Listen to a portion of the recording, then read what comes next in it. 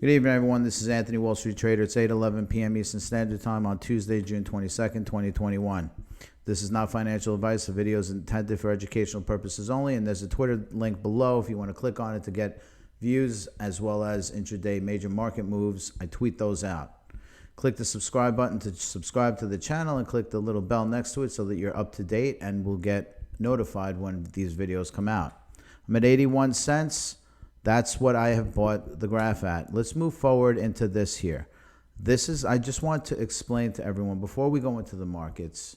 I'm not going to run through this equation like the way I normally do this. I want everyone to understand Bitcoin today went down probably 1% since 12 midnight last night to now. The graph relative to Bitcoin, however, went down 10% today. And the reason that is because of the fact that people with what we call paper hands were scared. Why? Because in general, in the altcoin market, there's a lot of retail investors. And folks that are retail investors are generally more reactional, more emotional, and can transact on a dime because they don't have really a long-term view the way institutions deal with this stuff. So anyway, this has been a bigger impact today. That short-lived drop, that 10% or so drop from Bitcoin within a few hours created so much trauma in the altcoin market that even though Bitcoin recovered very quickly, what's still reeling in the market is the altcoin market, and particularly those altcoins relative to Bitcoin. So understand that. Let's go into what's going on here. So, as a result, obviously, of the graph relative to Bitcoin dropping dramatically, and these are based on UTC. So, that's just like in UTC terms, this has just opened.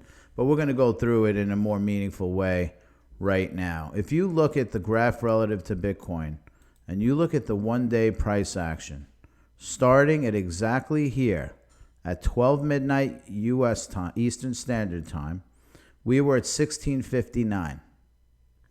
Now, currently, where are we at? We're actually all the way down to 1495. That's more than 10% down on the graph relative to Bitcoin. Whereas Bitcoin, over the past day, and we're going to scroll it over just to get a handle on the exact point in time here, we went from about 32, almost 33,000 to 32,000. That's around 3%.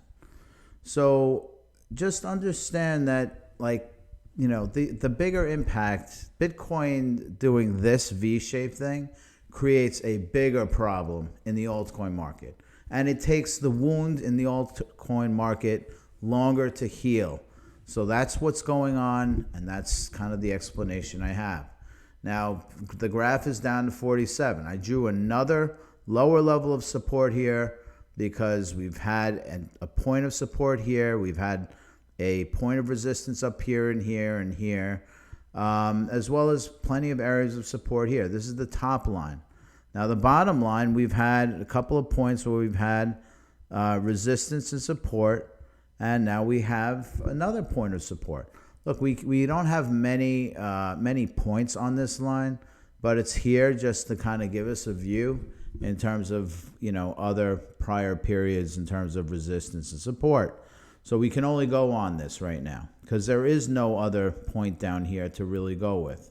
So because the graph only really came out at least in Coinbase back in December of 2020, this is kind of what we're working with.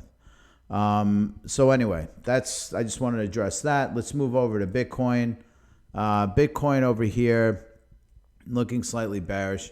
I think this thing's going to bounce around, and it's going to create more paper hand syndrome, as I like to call it, because I think what will happen is, you're going to eventually shake out enough of the paper hands, and all of these institutions will continue to accumulate at points like down here.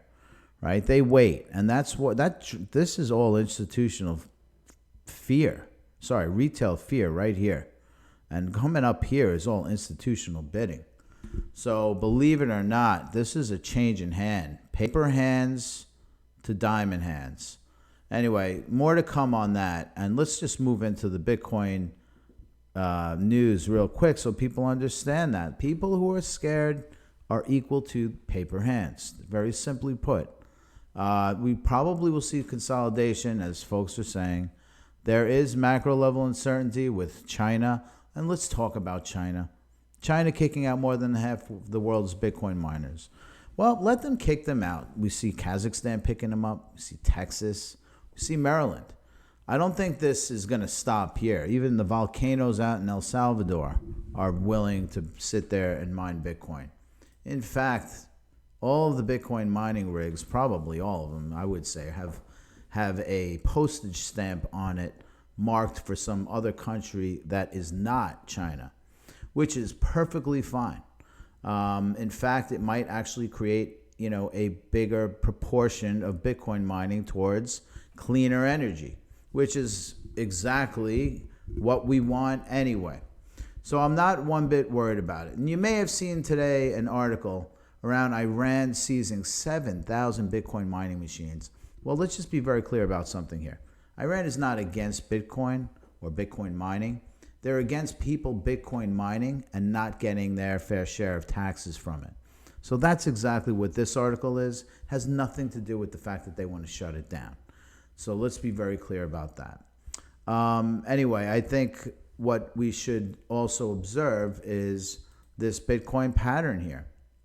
Now, it looks like we're just chopping away here.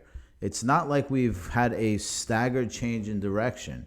I mean, we've been kind of sideways throughout this period, starting May time frame when we dipped all the way down here, May 23rd, May 19th, June 8th, another one today, but very, very short-lived. You have to we have to kind of play it out. And if you're a long-term holder, then you shouldn't really care. If you're a long-term holder and you have diamond hands and you're willing to wait because you know the long-term proposition of the investment that you're in makes sense, then it should make sense. Over the long term, we all know where Bitcoin's going. I certainly know where it's going. And all of you, as you go through your days, make sure that when you're trading, you're not doing this on emotion. You have to have a premeditated view of what you will do at certain entry/exit points. I didn't sell a dime today in cryptocurrency. So, I'm looking at the long-term action, not the short-term fear. So anyway, that's kind of how everyone should be operating, especially during major volatility like this. I know it's hard, but if you maintain a solid focus on the horizon, it's like driving a car. Looking directly at the person in front of you isn't going to help you much. You got to kind of look at the overall view. You got to look slightly on the horizon and make sure your car is pointing in the right direction. Anyway, I'm out.